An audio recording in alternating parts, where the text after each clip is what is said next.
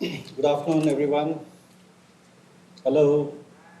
Yeah, because I know that on a subject of assistive technology, we need some assistance now to get out of sleep. And we are struggling with this biological ability and inability, conflict. So it doesn't matter. I believe if I speak too well, I should see you all sleeping. And if not, I'm sure you would be awake. Okay. So very good afternoon once again. Thanks to Empower to bring us all together in this space and platform. Uh, I've titled my talk From Assistive Technology to Accessible Built Environments, but I think the underlying one word, which if I want to give you the entire summary of the talk, it's in the last word, that's the environment. And definitely I would say it's all about a way forward. And a lot that we are talking, I'm slightly, I would say, fundamentally, slightly inspired by Bob as well from the yesterday's conversation when he was teaching us the English language to children with blindness. And incidentally, language has become a very, very profound subject as you catch up age also.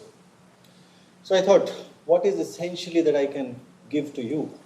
I mean, what will you take away from this hall after this 20-minute interaction? And I think I don't want to load you and my own self. I will not be able to give you any technology as of now. All I would be able to share is some set of perspectives, which are part of my conflicting journey so far, and I hope that paves way for some of us as well. So I've structured it in four sections. The first, which talks about the AT as a whole discourse. So I'll quickly flip through a couple of those things, but I want to bring few illustrations there.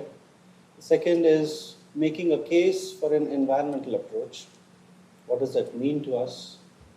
Third, few paradigms and analogies, because every sector, every startup, every entrepreneur, every individual has some struggling questions, whether it is to the society, to the government, etc. So I just wish to bring some of those paradigms, which I think are all set, and hopefully with few pointers for a way forward. So about this whole AT discourse, actually it sounds like coming to uh, kindergarten because the A and T look like an alphabet. But within the A and T is the power of assistance, the power of transformation through the value of thought, which builds technologies.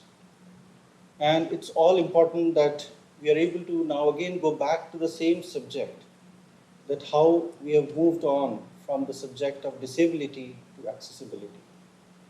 It has taken, I think, since 1947, today 2021, for Indian independence, when we are saying 75 years of independence, I think many of us actually are still not independent. So before we set out to celebrate anything, I believe we have to ask this question, are we celebrating disability or are we celebrating accessibility?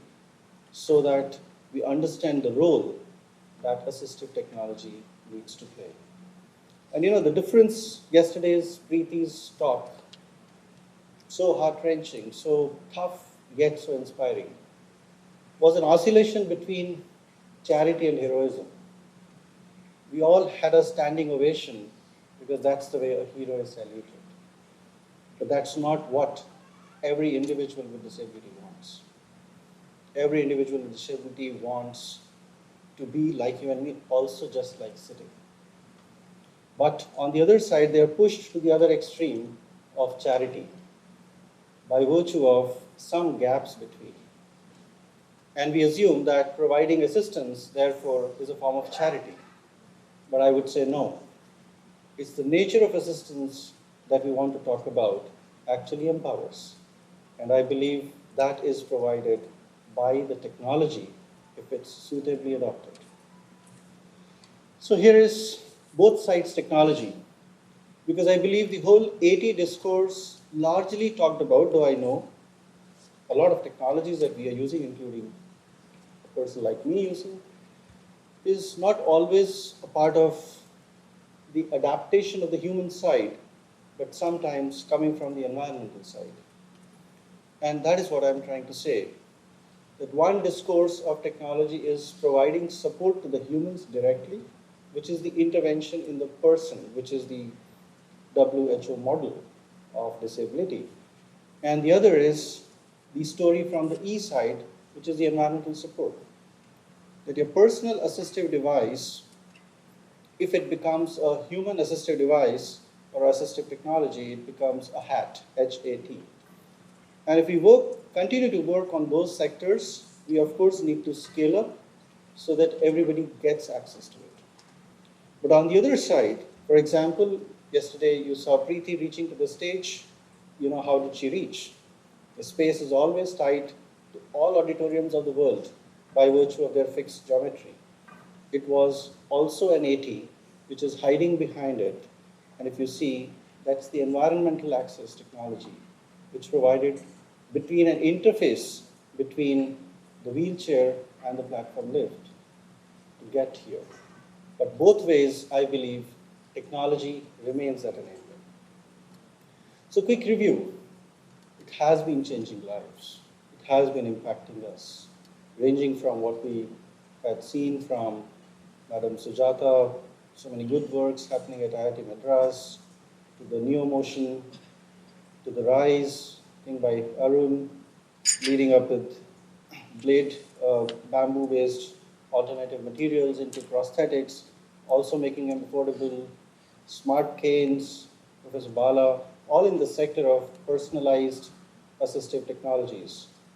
To suddenly a device like this, which doesn't speak with a name, but everybody knows the name, Alexa.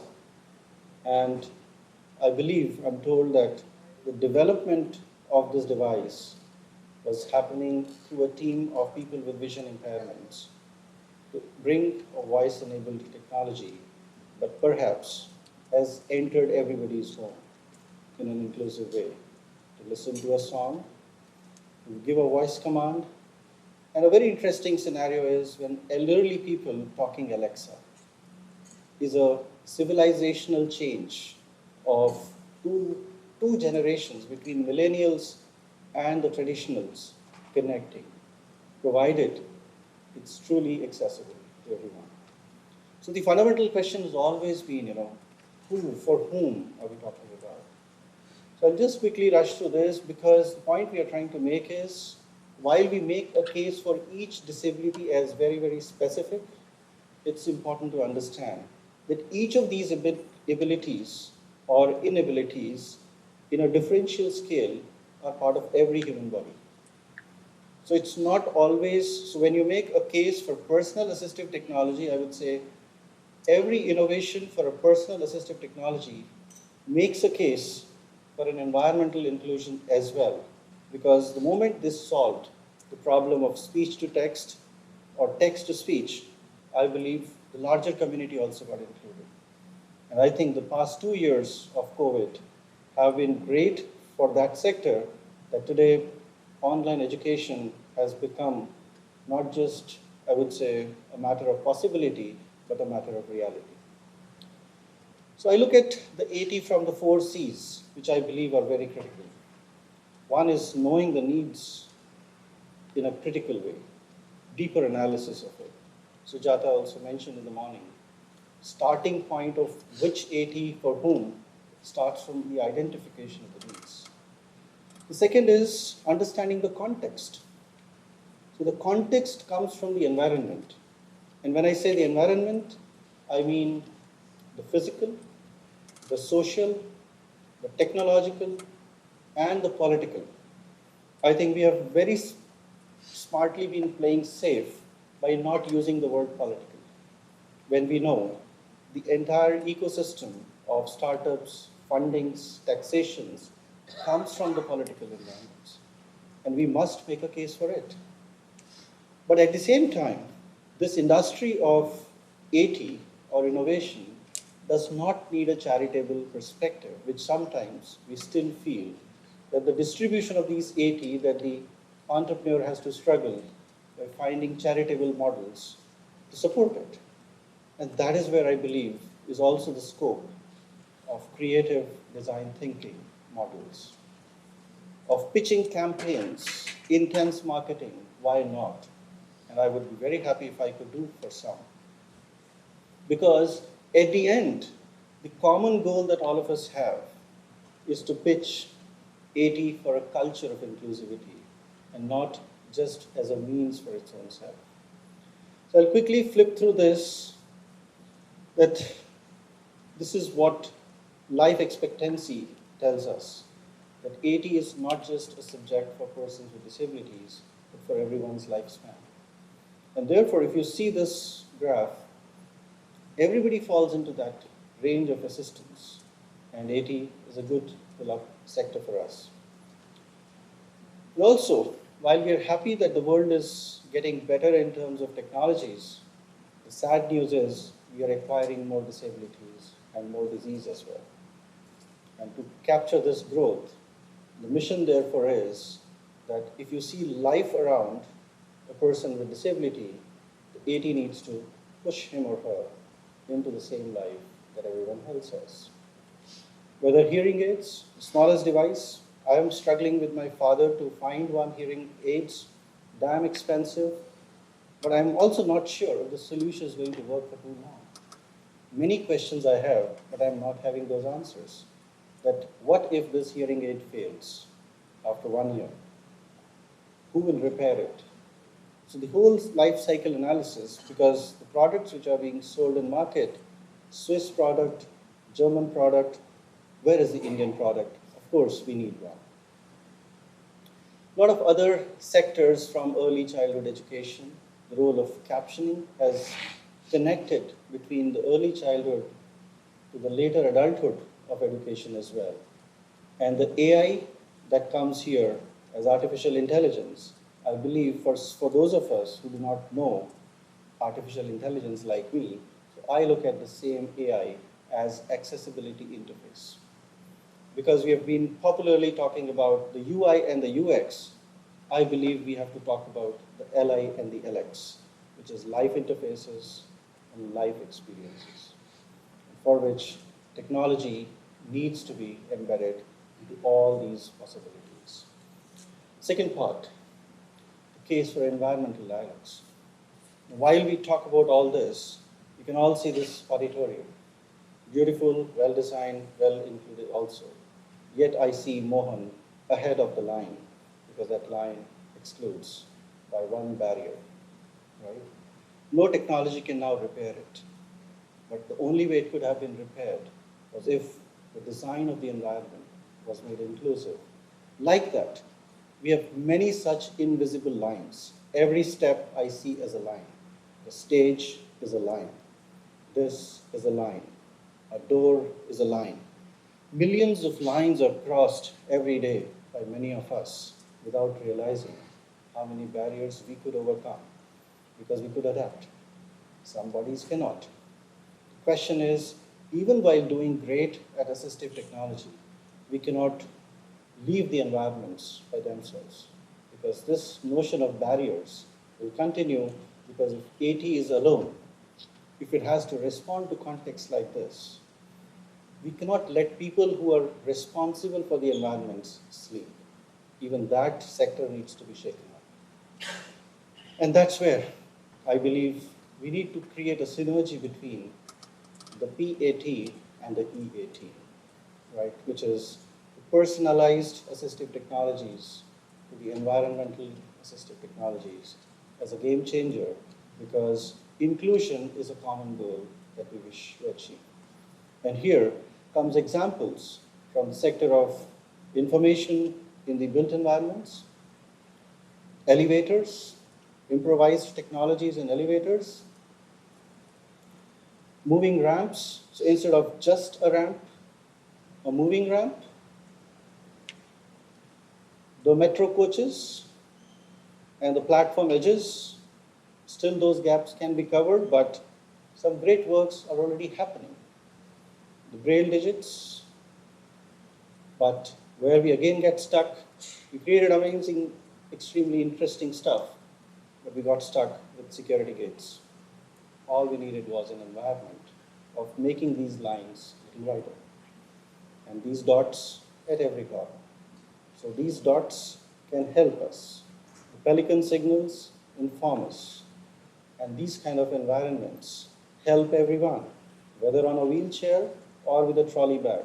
Therefore, I am wanting to make a larger business case because environments are for all. And if everybody gets convenience, why not make a strong business case, including this?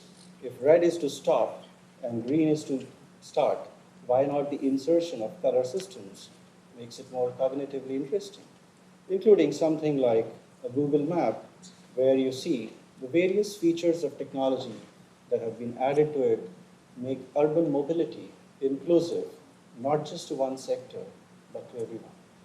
But I also bring the cases from the India that I represent, which perhaps still need a lot of work, where the interface between the surface and the body is the hand. There is no assistance.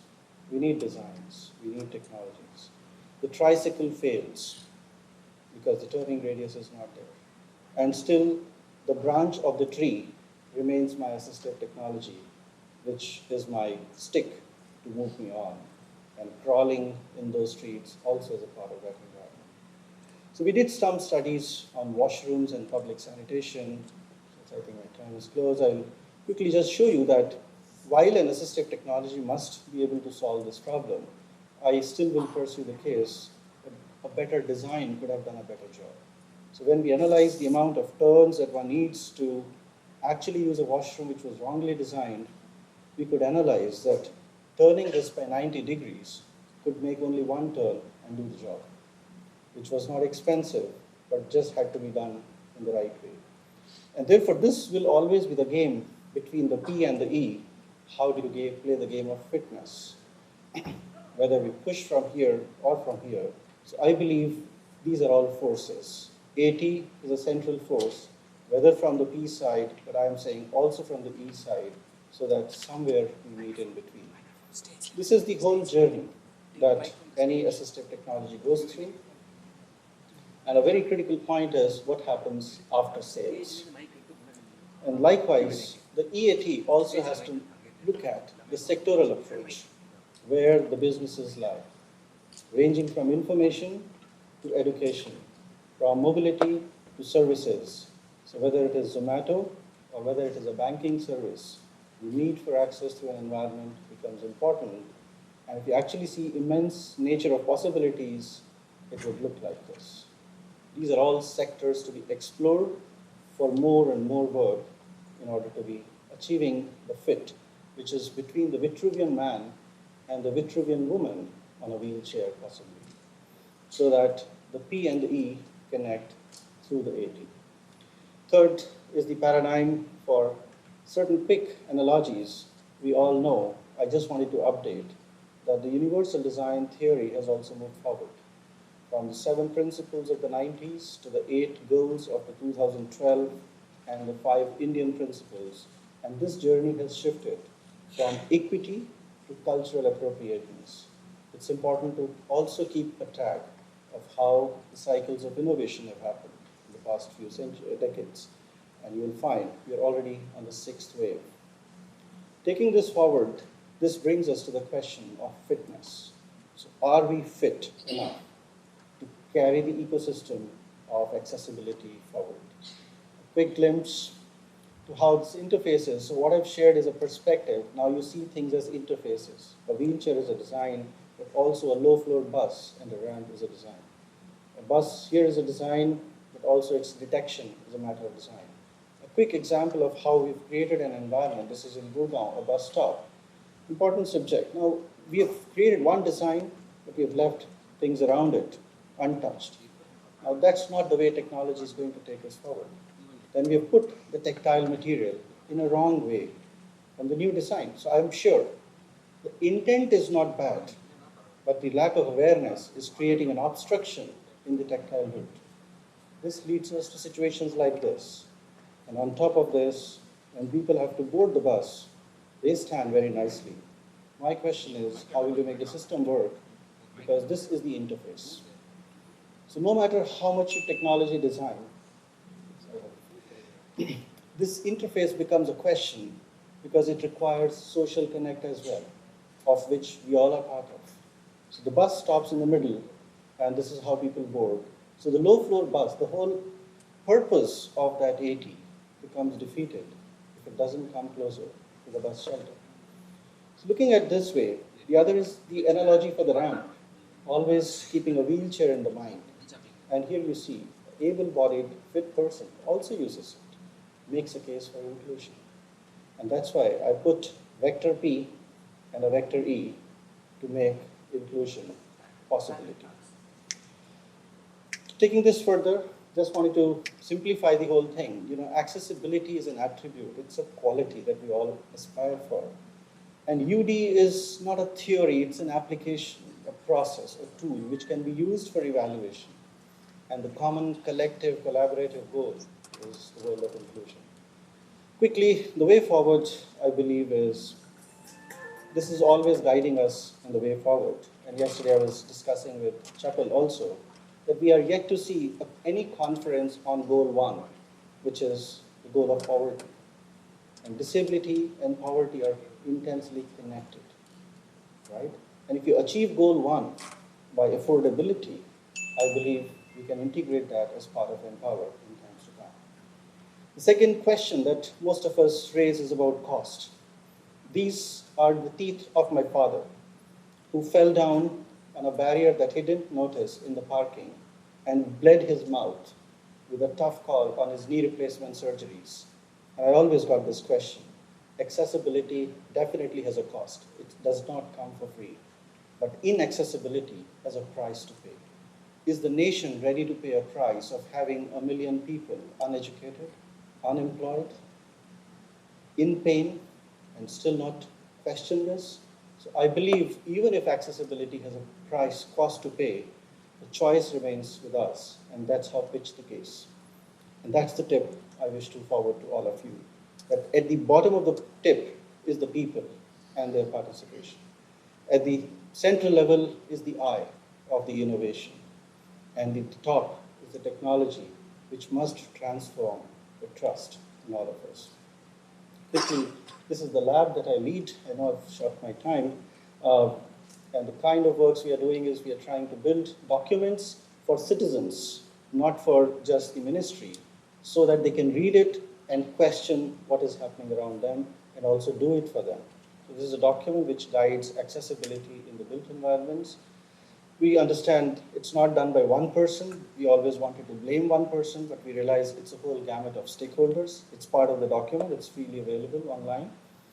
And the framework through which you get this. So one small understanding we've got is accessibility is not static. It's a dynamic concept, therefore needs to be invested in regularly. We have Dipinder here, so along with him and as a team, we chair the guidelines for accessibility for all higher education institutions by the UGC. They're already part of the mandate. It's up to the citizens and the awakened society to push, pursue, and adapt. We are in the process of releasing the accessible tourism guidelines, which makes again further case for all infrastructures, and these are all going to be issued by the Government of India. We received some wonderful comments from NCPDP and many others, so we are in the process of incorporating them in a democratic way, and hopefully they should soon be part of the everything. And the question that I'm going to leave behind is or has everyone been included? So the souvenir from this conference should be a problem statement. And that is for you to fill in. How can we?